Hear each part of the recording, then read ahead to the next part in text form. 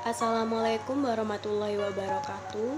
Di sini kami dari kelompok 10 dengan anggota Putri Oktavia Ramadhani dengan NIM 210801667, lalu dengan Anemas Khairunisa dengan NIM 210801695, lalu dengan saya sendiri Ziana Walida dengan NIM 210801699 akan mempresentasikan makalah kami dengan tema Pancasila sebagai dasar falsafah dalam konsep negara hukum Indonesia. Langsung saja, apa latar belakang kami mengambil judul ini? Keberlangsungan hidup dan eksistensi suatu bangsa tidak akan terlepas dari dasar dan ideologi negara yang kokoh dan kuat. Karena setiap bangsa dan negara ingin berdiri kokoh, tidak mudah terombang-ambing oleh kerasnya permasalahan hidup berbangsa dan bernegara. Indonesia sebagai negara yang mempunyai dasar dan ideologi yaitu Pancasila memiliki arti penting bagi Indonesia.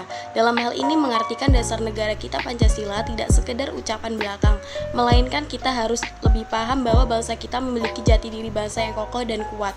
Oleh sebab itu, seharusnya kita mempraktikkan dalam kehidupan sehari-hari untuk mewujudkan dan menunjukkan akan jati diri bangsa kita yang lebih maju, bermartabat, dan berbudaya tinggi. Dalam penerapannya, Pancasila digunakan sebagai contoh pembentukan tata hukum negara. Arah pembentukan hukum bukan sesuatu yang berdiri sendiri, melainkan terintegrasi dengan arah pembentukan di bidang lainnya. Bagaimanapun arah pembentukan hukum, jika bertolak pada gagasan Pancasila, maka dibutuhkan persamaan. Maka sebab itu terwujudnya tujuan negara harus didasari pada Pancasila. Pancasila sebagai sistem filsafat memiliki kedudukan yaitu menyatukan bagian-bagian yang saling berhubungan, bekerja sama antara sila yang satu dengan sila yang lain dengan tujuan tertentu dan secara keseluruhan merupakan suatu kesatuan yang utuh yang mempunyai beberapa inti sila, nilai dan landasan yang mendasar, di mana nilai-nilai Pancasila yang terkandung di dalamnya adalah hasil dari pemikiran-pemikiran para pejuang kemerdekaan bangsa kita terdahulu. Selain sebagai dasar negara, Pancasila juga sebagai sumber dari segala sumber hukum, dan sebagai pandangan hidup bangsa Indonesia, juga Pancasila sebagai leluhur jiwa bangsa. Keterlibatan Pancasila dalam pembentukan tata hukum bernegara yang harus diterapkan nilai-nilainya dalam kehidupan berbangsa dan bernegara, karena tidak bisa dipisahkan dalam berbagai kegiatan penegakan hukum agar sesuai nilai yang terkandung dalam Pancasila. Cerminan Pancasila sudah ada di dalam 5 sila, dan sebagai bangsa yang taat hukum negara, kita sudah sepatutnya menerapkan dalam kehidupan sehari-hari. Berdasarkan latar belakang yang telah saya jelaskan, maka masalah penelitian ini dapat dirumuskan sebagai berikut. Yang pertama yaitu bagaimana Pancasila sebagai dasar falsafah negara. Lalu yang kedua, bagaimana karakteristik konsep negara hukum yang berpedoman pada Pancasila.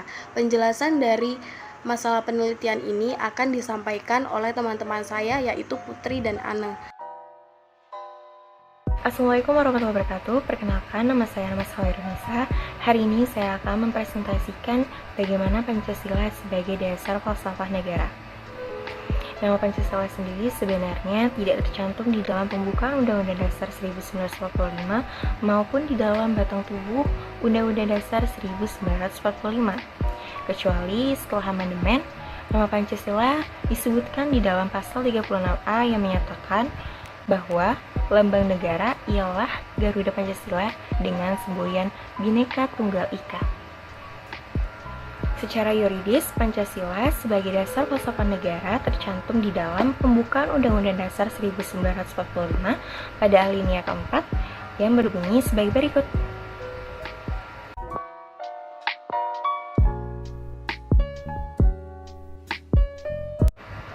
Dari kutipan pembukaan Undang-Undang Dasar 1945 pada alinea keempat itu, maka telah disimpulkan bahwa adanya penegasan Pancasila sebagai dasar falsafah negara.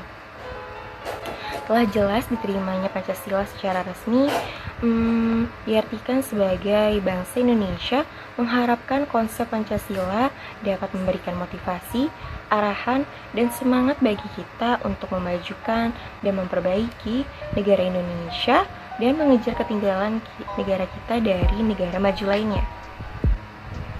Pancasila sebagai falsafah negara merupakan pola dasar yang harus kita pandang sebagai satu kesatuan yang utuh dan tidak dapat terpisahkan. Karena setiap sila di dalam Pancasila tidak dapat bertentangan antara satu dengan yang lainnya.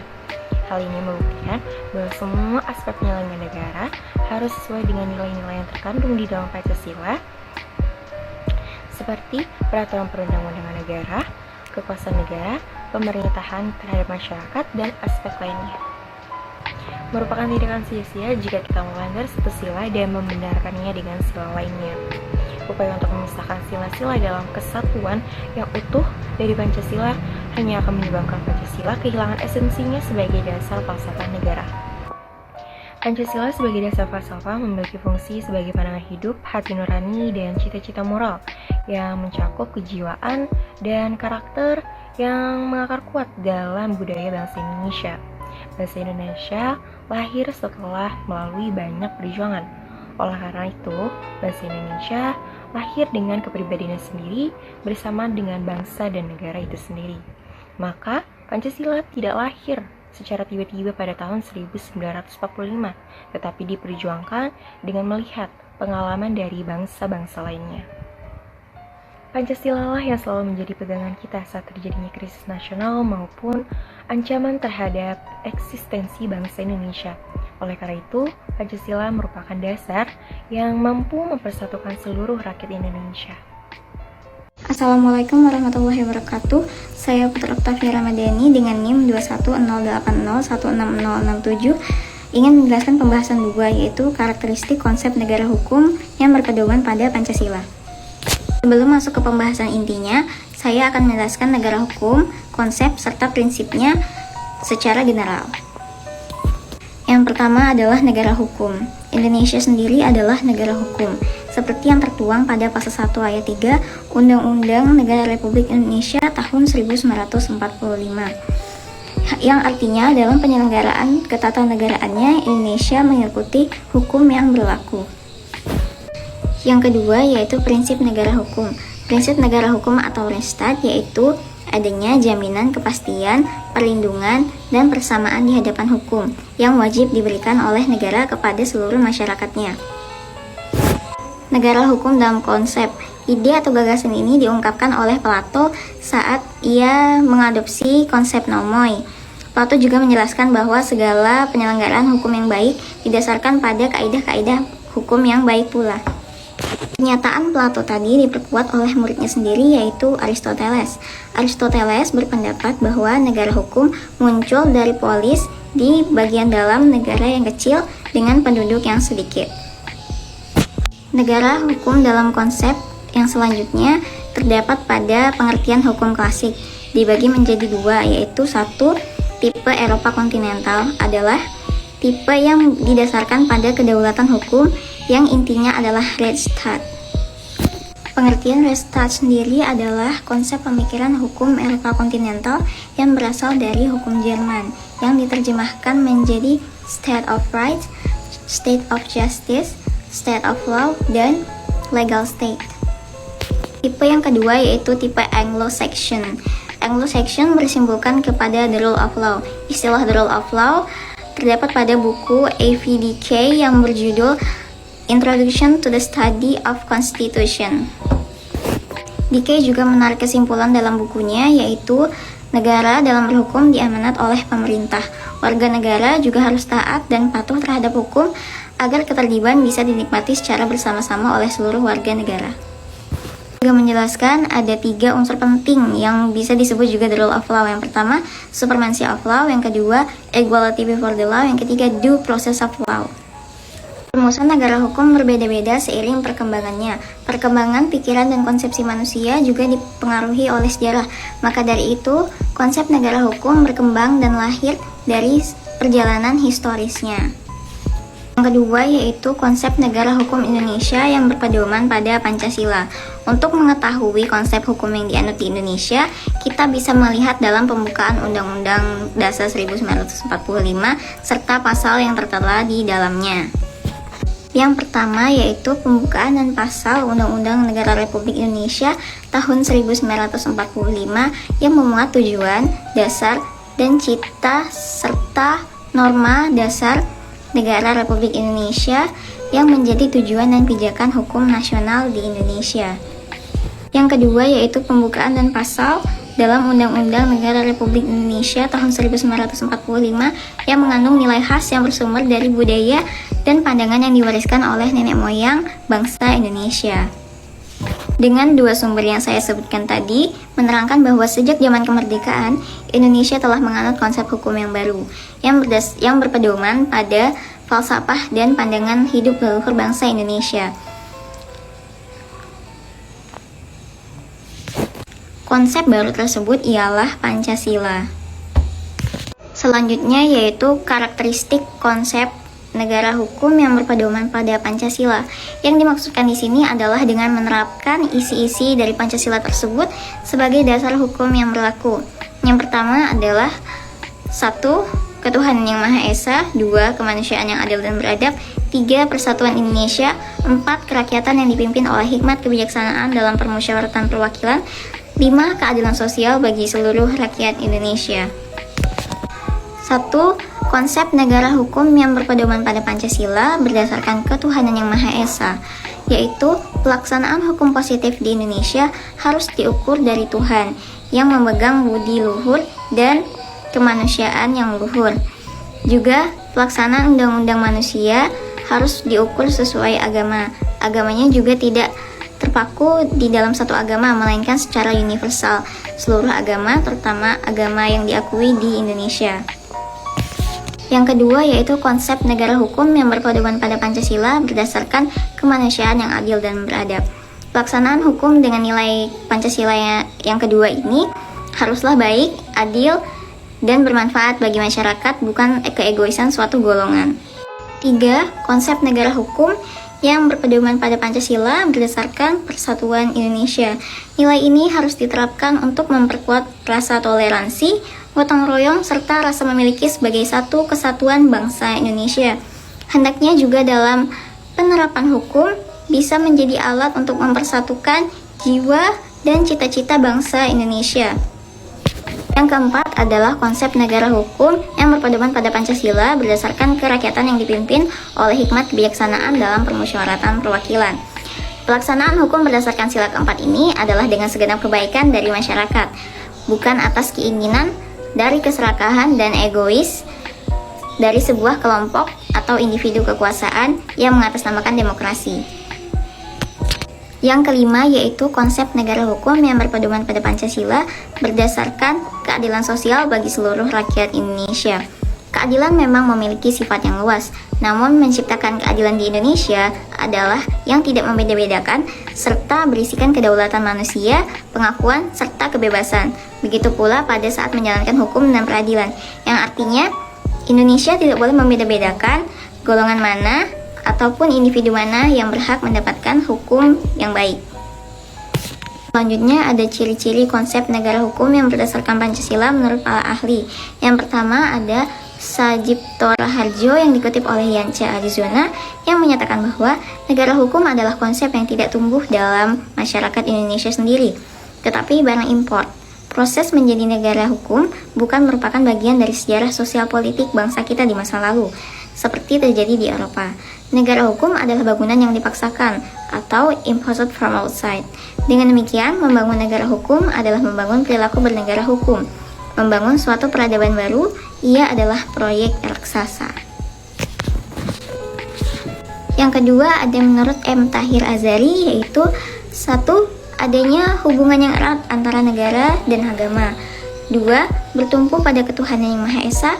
3. Kebebasan beragama dalam arti positif. 4. Ateisme tidak dibenarkan dan komunisme dilarang. 5. Asas kekeluargaan dan kerukunan. 6. Unsur-unsur pokok negara hukum Pancasila adalah Pancasila. 7. Majelis Permusyawaratan Rakyat. 8. Sistem konstitusi. 9. Persamaan. Dan 10. Peradilan yang bebas. Yang ketiga ada menurut Omar Seno Aji, yaitu 1. Hubungan yang erat antara agama dan negara. 2. Bertumpu pada ketuhanan yang Maha Esa.